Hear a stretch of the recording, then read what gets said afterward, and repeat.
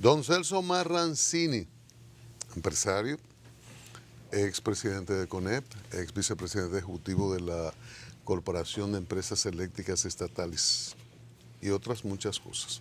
Buenos días, bienvenido, feliz año. Gracias, muchas felicidades. Bien llegado, bien llegado. Gracias, muchas gracias. Qué bueno. Mire, vamos a empezar empezar por lo más reciente. Es el comunicado ayer del Ministerio de Hacienda anunciando que hay una firma, se contrató una firma muy reconocida para preparar la licitación de Punta Catalina, que dice que el gobierno participará en las ganancias como socio, pero no sabemos si hay 49, 51. ¿Usted cómo ve esto? Mira, yo creo que es un paso que debió haberse dado desde el principio.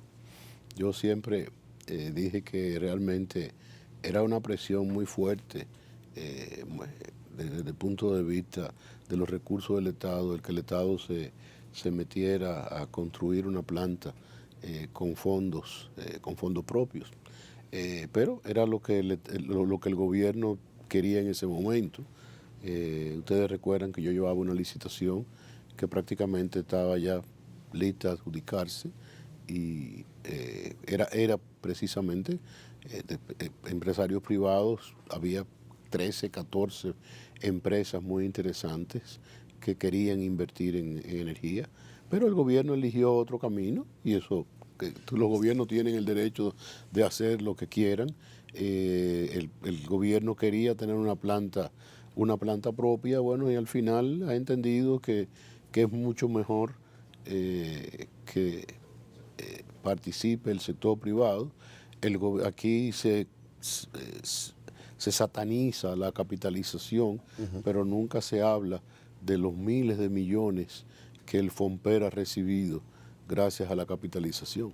Eso es algo que se mantiene secreto. En secreto. Sería bueno hacer esa contabilidad, sí, porque el gobierno participa en Jaina. En Jaina, en Itabo, y en DPP, que son los minas. Correcto.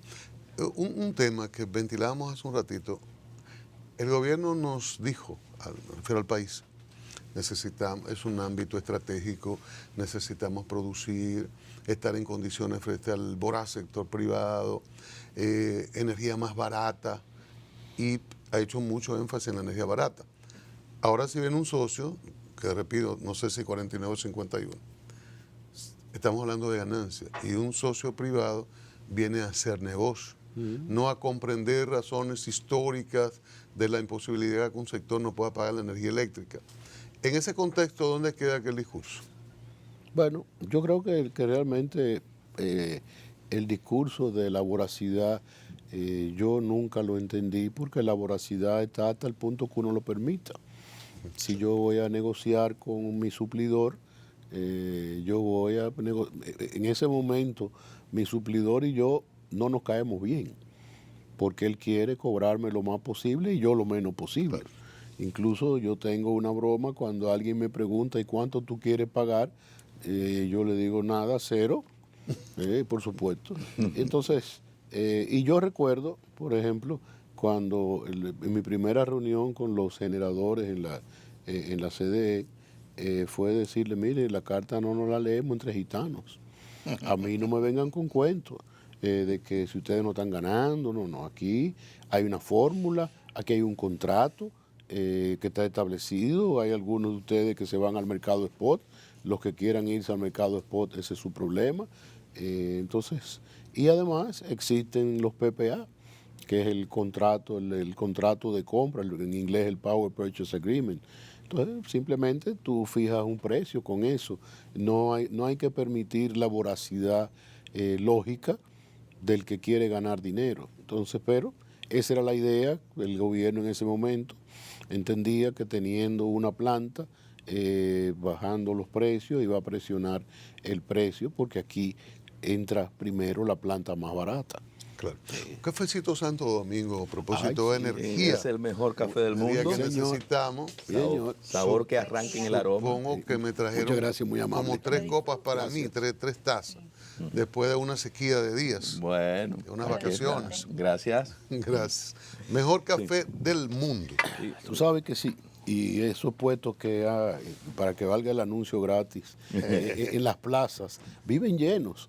Viven Yo tengo uno frente a uno de mis tiendas y yo se lo agradezco inmensamente que me lo hayan puesto ahí, porque de ahí van y compran a la tienda. Bueno, Indubán va a tomar esa parte de la entrevista ya. Sí, Celso, ¿cómo se maneja, tú que conoces bien el tema, esta licitación en un terreno que no es propio de la planta?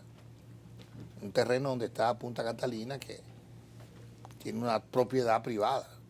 Bueno, mira, yo no sé si tú recuerdas cuando... Y el comprador en ese contexto. ¿Qué vamos a licitar? La operación simplemente de la... ¿Tú recuerdas el informe que un grupo hicimos sobre el caso de Punta Catalina? Una de las recomendaciones era que el gobierno debía de comprar los terrenos. Adquirir el terreno. Bueno, de todas formas hay un contrato que a mí me dio un trabajo enorme de aprenderme el nombre, enfiteusis. Yo tuve que repetirlo como 800 veces, como cuando uno iba al colegio, tenía que memorizarse algo. Pero es un contrato de alquiler a 50 años. Si tú, tampoco eso crearía un problema al comprador, porque yo creo que el comprador lo que haría es, bueno, mira, yo compro la planta y a los 50 años yo negocio contigo de nuevo el enfiteusis o la compra del terreno, y nadie sabe si quienes se ganan parte del proyecto son los propios dueños del terreno. Y todo eso es posible, es una licitación abierta, donde cualquiera puede ganar. Con el cuadro que hay planteado ahora, usted señalaba que tenía preparada una licitación con compradores, 14 empresarios, ¿no? ¿Serían compradas estas acciones de Punta Catalina por inversores nacionales o extranjeros? Porque hay una empresa, que es norteamericana esa empresa que está haciendo la licitación. No, el hecho de que una firma norteamericana sea la que está preparando los pliegos de la licitación no quiere decir que vaya a ganar una empresa norteamericana. Yo creo que ahí ganará el que ofrezca mejor precio, nacional o extranjero. Y yo creo que eso es lo importante para el país.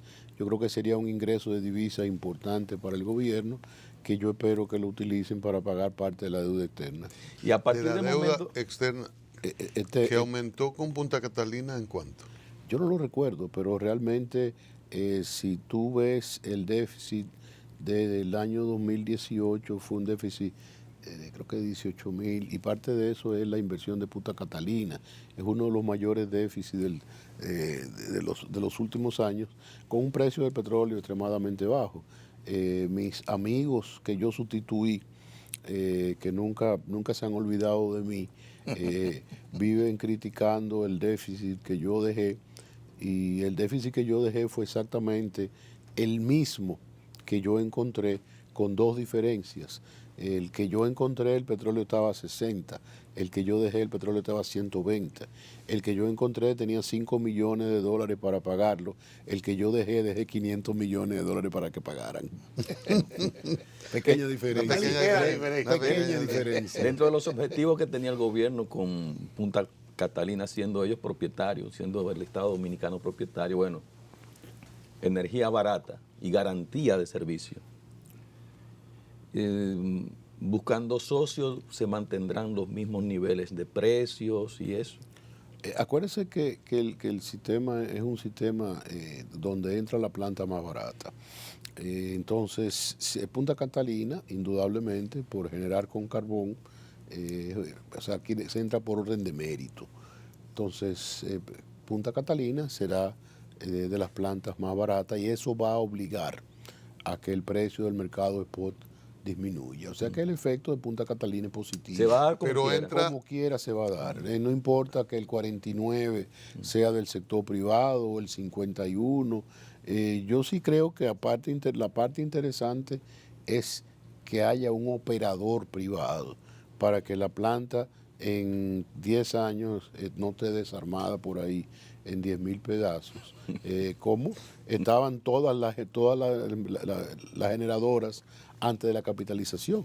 Yo recuerdo en el año 96, cuando yo fui presidente del Consejo de Administración de la antigua CDE, las dos plantas de Itabo estaban paradas por una bomba que costaba 8.000 pesos, $8.000. Me acuerdo que Julito Jacín mi querido primo, me criticó muchísimo porque se compró sin hacer licitación. Y yo le dije que si eso era el problema, yo ponía los $8,000, porque no podía ser que el país estuviera oscura por una bomba de agua que costaba $8,000. Entonces, ¿cuál es el problema ahora en 2018 del sector eléctrico? Hay una ley que establece un segundo pacto de 3, el eléctrico, cuando todo parecía que iba a finalizar, se interrumpe, no hay firma, el sector privado presente en las discusiones cuestionaba la falta de transparencia en las sedes. Al día de hoy, ¿cuál es el problema, la médula de esto? ¿Y cuál es la diferencia entre la CDE que usted encabezó y la actual? Mira, el problema, desde el momento en que se anunció el famoso pacto eléctrico, incluso a mí se me incluyó como una parte de los expertos. Realmente yo me asombré, alegré que me pusieran un título nuevo, porque yo no me considero un experto, yo me considero un gerente, como otro cualquiera. Y realmente yo dije desde el principio que eso no iba para ningún lado. El pacto. ¿Por qué? ¿Por qué? Porque hay demasiados intereses que confluyen en eso. El sector eléctrico es un sector altamente politizado, donde realmente ni a un lado ni a otro, oye, en río revuelto ganancia de pescadores. Y realmente eso es lo que le ha pasado al sector eléctrico, como le ha pasado a muchos otros sectores de la economía dominicana, porque no es solamente en el sector eléctrico, lo tiene en el sector de la educación, tú lo tienes en el sector de la salud, te pasa un ministro bueno, te hace una labor, te organiza, te crea un plan decenal que el próximo ministro que viene lo cambia y hace otro decenal. Entonces, gran parte del problema del sector eléctrico está en el hecho de la falta de continuidad. ¿Qué diferencia entre esta y la que yo dirigía? Bueno, yo tenía un mayor control porque los administradores no estaban designados por decreto. Hay que recordar que el Banco Mundial impuso el hecho de que vinieran chilenos a administrar las distribuidoras, sí, que no era precisamente lo que yo quería, pero era una de las condicionalidades del Banco Mundial para prestarle al gobierno 300,000 millones, no para el sector eléctrico, sino para estabilidad presupuestaria, porque hay que recordarse que el mundo colapsó en el 2008-2009, que fue la época en que yo estuve. Entonces yo creo, y eso yo lo he conversado muchas veces con mi gran amigo Rubén Bicharra, que él mismo me dice que el control que tú tenías yo no lo puedo tener, porque todos están puestos por el mismo decreto que me nombraron a mí. Tú podías cancelar, y efectivamente. Yo recuerdo que yo cancelé al administrador de este, que era un chileno, porque yo entendí que no estaba haciendo su trabajo, y hubo una historia muy simpática. Había uno de el encargado de compra de este era un chileno, y se había emitido un decreto de emergencia para reducir el tiempo del que establece la ley de compra y contratación, y habíamos hecho este esfuerzo, y este señor dice que no, que a mí, aunque San Celso me diga que se compra así, yo no compro, yo compro como me dé la gana. Entonces yo a mi asistente le pedí que le emitiera un pasaje para Chile, lo llamé y le dice: mira, San Celso te dice que te va mañana. Que te va mañana. A propósito, pero una situación en esto, ¿se justifican los consejos en las sedes, esos consejos directivos, incluso en la famosa UERS, Unidad de Electrificación Rural, que también tienen consejos? Mira, yo odio los consejos. Yo creo que eso ha sido uno de los... Yo creo que entre los consejos y los regidores pagos de este país ha sido uno de los graves errores de los gobiernos dominicanos. Esa es otra diferencia cuando yo estuve en la CDE. Yo unifiqué los consejos. O sea, los cuatro... los consejos están compuestos por 4 miembros de CDE y 3 miembros del FOMPER. Los 4 de CDE éramos los mismos. Yo presidía las 3 distribuidoras y no cobraba, porque la ley es muy clara de que ningún funcionario cobra 2 sueldos.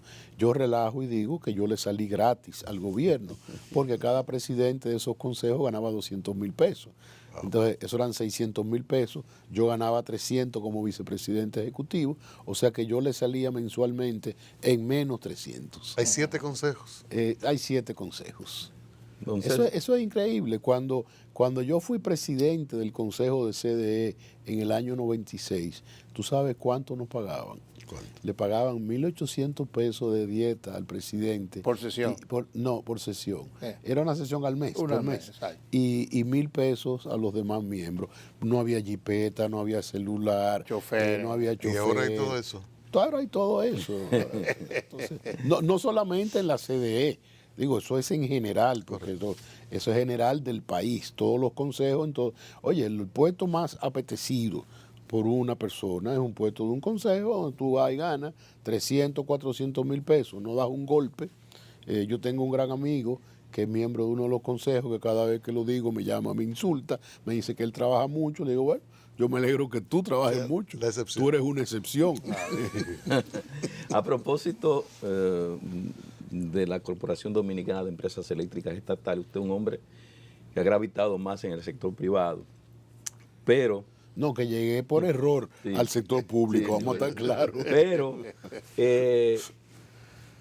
usted ha dado algunas pinceladas, pero quisiera que me profundice un poquito más su experiencia a su paso por la Corporación Dominicana de Empresas Eléctricas Estatales, cómo usted la vivió siendo empresario y cómo se manejó con el sector político y con los funcionarios que son parte del sector. Mira, yo creo que fue una gran experiencia, una experiencia que yo nunca soñé. Realmente solamente mi esposa me decía que yo iba a terminar en el gobierno. Yo le decía que si ella estaba loca, no, ella sabía más que yo. Fue una experiencia excelente y por supuesto mi relación con quienes tenían que ver con la CDE, presupuesto y todo eso. Y en general, pues fue excelente. Yo no tengo nada de qué quejarme. Yo tuve el apoyo. Es complejo el sector. Mire, no es complejo. Es una empresa como otra cualquiera. Nosotros, los dominicanos, lo hemos hecho complejo. Bien. Es una empresa interesantísima de administrar. Y déjeme decirle que yo lo disfruté muchísimo. En el sentido de la gerencia, a mí se me dio carta abierta para hacer los cambios que había que hacer. Se hicieron muchísimas cosas nuevas. El bono luz, que el Banco Mundial me retó a que no era verdad que yo llevaba el bono luz a los niveles que yo había dicho, y se llegó. Se instalaron los primeros contadores prepagados en un barrio tan complicado como el Manguito, que hacía una huelga un día sí y otro también. Los telemedidos para los grandes consumidores. O sea que hubo grandes cambios. Se limpiaron las bases de datos, porque usted sabe que antes de yo llegar, el sector eléctrico se medía por un indicador que se llama CRI, que es una relación del cobro y la facturación. Entonces se inventaban clientes. O clientes que ya no existían porque se habían dado de baja, o porque habían fallecido, porque se habían ido del país. Esos clientes se dejaban ahí para abultar la facturación y engañar al Banco Mundial y al BID. Wow. ¿Cómo resolver el problema de los déficits de las EDES? Estamos hablando de que podemos eliminar los consejos, reducir personal. Ahora, ¿qué otra cosa? Porque las EDES facturan solo a 1% de lo que consumen energía, y de eso que facturan cobran una parte. De consiguiente hay pérdidas enormes y hay que estar comprando energía eléctrica. ¿Cómo resolver ese problema que parece que es uno de los fundamentales? Es el fundamental. Ninguna empresa subsiste si tú no facturas, o si facturas y no cobras. Y realmente tampoco es un problema difícil, es cobrarle a todo el mundo. Entonces, bueno, ustedes saben que que en el gobierno hay un sector que es no cortable y otro que sí es cortable. No cortable es seguridad, educación, salud, la presidencia, a los cortables yo los dejé pagando el 100%. Me pagaban perfectamente. Instituciones públicas de esas que Totales, que no pagaban. todas pagaban. Había veces que me llamaban y me decían, mira, no me ha llegado los fondos, espérame. Y lo mismo yo hacía con el sector privado. Había veces que grandes consumidores, que yo lo hago en mi empresa, me decían, mira Celso, yo no tengo el dinero con qué pagar la factura el 30 que vence, ¿te puedo dejar un cheque? Sí, no hay ningún problema. Ahora, si ese cheque me lo devuelven, tú puedes estar seguro que te corto la luz del negocio y la de tu casa. Ahora, y funcionaba perfectamente. El problema son los que no pagan y a veces dice que pobres que no pagan o los grandes fraudes. No, hombre, no, los grandes fraudes, los Los ricos, grandes fraudes. definitivamente. Oye, a mí eso era una cosa que no me dejaba dormir cuando yo tenía que cobrarle a un infeliz de 400 pesos y yo después me encontraba un fraude de 20 o 30 millones. Realmente yo el de 20 o 30 millones no lo perdonaba. Pero, y eso es parte... ¿Iban a juicio o se le cobraba Sí, nada sí, más? sí. Bueno, tú le dabas la oportunidad de que te pagaran. Si te pagaban no iban a juicio. Si entendían que no debían, pues por supuesto que sí. Es cierto que había residenciales y plazas que se vendían con la energía eléctrica soterrada Costa como Verde. parte del paquete. Costa Verde pasaba de que tú agarrabas. Yo hice un análisis un día y digo, pero yo entrego tanta electricidad a esta gente y estaban todos al día. Y hago así, ¡chiap! Y ahí me montan un piquete, que por qué le cortan la luz. Entonces yo agarro, en esa época no había dron todavía, un helicóptero y le tomo una fílmica de las pequeñas residencias, piscinas, residencias de 600, 800 metros, y pagaban 400 y 500 pesos mensuales. Diablo. Entonces, desgraciadamente, todo aquí debía de ser soterrado, le quité los cables soterrados y ahí entonces empezaron a pagar. Eso es una de las desgracias de este país, porque aquí todo debía ser soterrado en un país donde estamos sujetos a huracanes en cualquier momento. Celso, Pero era cierto. Y otra cosa, los contratistas. Los contratistas eran desgraciadamente una mafia enorme. Yo nunca olvido, yo estoy licitando porque cuando yo llego, a mí el Banco Mundial me puso 9 condicionalidades para entregarle al gobierno 300 millones. Y yo entro en agosto y ya en septiembre yo había cumplido 6 de las 9 condicionalidades. Una de ellas era un poco más compleja, que era la de la licitación de los contratistas. Bueno, yo empiezo la licitación, recibo una llamada de Germania Montaz, en ese momento directora interina de la renta. De impuestos internos. De Impuesto interno. De impuesto interno. Cuando Juan estaba afuera. Exacto, Juan estaba enfermo, desgraciadamente falleció en estos días, una gran pérdida. Y me dice, Celso, yo te voy a cerrar a uno de tus contratistas más grandes. ¿Cómo te afecta? Yo le digo, ¿cuál es el problema, Germania? Me dice, no, porque comprobantes fiscales falsos, no pagan. Le digo, yo tengo una certificación de la renta de que están al día. De los 10 que yo estaba licitando, tenían 8 certificaciones falsas de la renta. O sea, entonces, otra cosa, a esos contratistas, ¿qué es lo que les interesa? Cortarle la luz al cliente. ¿Por qué? Porque ellos se ganan 300, 400 pesos por cada corte de energía. Tú tienes a un infeliz que paga 400, 500 pesos y tiene que pagar por reconexión 300 pesos. Entonces, por eso es que yo siempre he abogado por los contadores telemedidos. Los contadores telemedidos no tienen que ir los contratistas. Claro.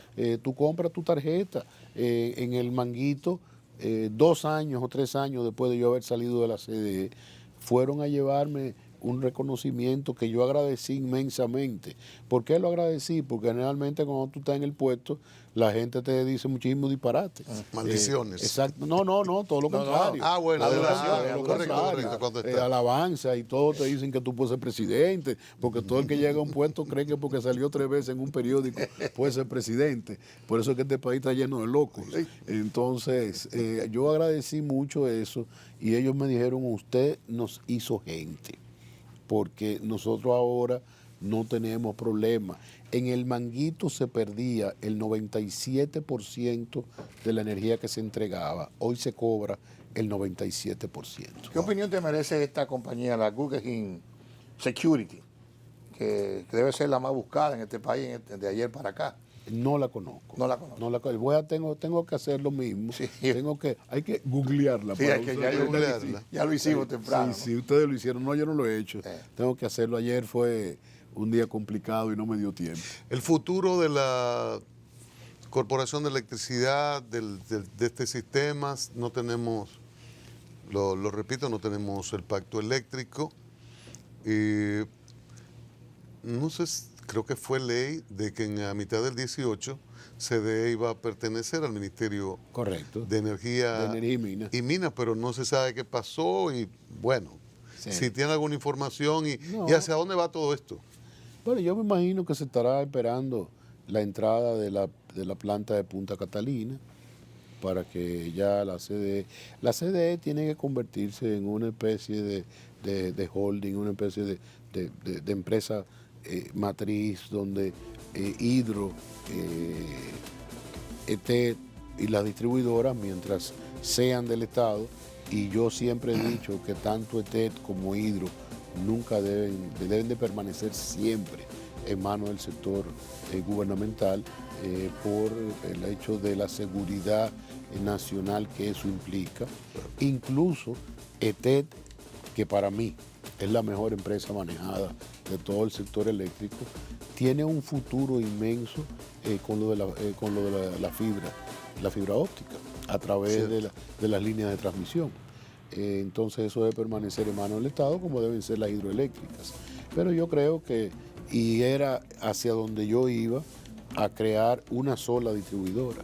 Este es un país demasiado pequeño para tener 3 distribuidoras y no tiene diferencias geográficas que te obliguen, como puede suceder en países de grandes extensiones de terreno. Una sola y estatal.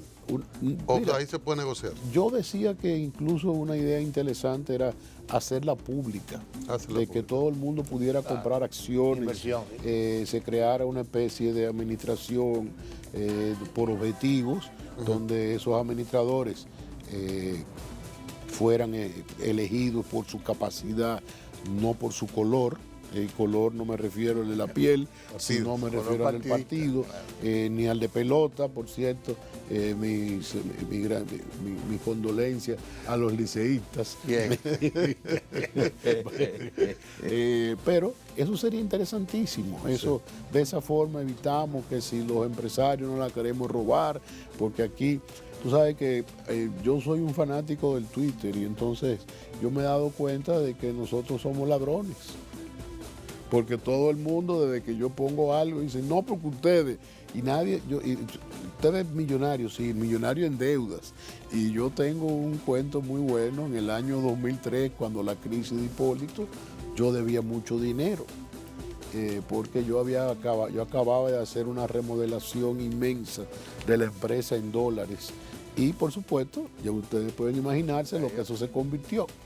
Yo me convertí en un deudor muy importante, de un banco muy importante. Y mi mamá se para detrás de mí, yo estaba en la computadora en mi casa, y me dice, mijo, ¿y tú debes tanto dinero? Digo, sí, yo debo mucho. ¿Y tú duermes? Digo, no, el que no duerme es el dueño del banco. Gracias, Celso Marrancini. Importante este intercambio y conocer de aquella experiencia y ver el sector de un experto, aunque no. Agradezca el agregado por la experiencia que tiene desde el ámbito público y privado en esto de energía eléctrica. Gracias. No, gracias a ustedes y muchas felicidades. Saludos. Gracias, Y a los liceístas. La condolencia. Sí, Hay los que darle pobres su liceístas. Condolencias. A ustedes también las gracias. Mañana de nuevo aquí en A Diario.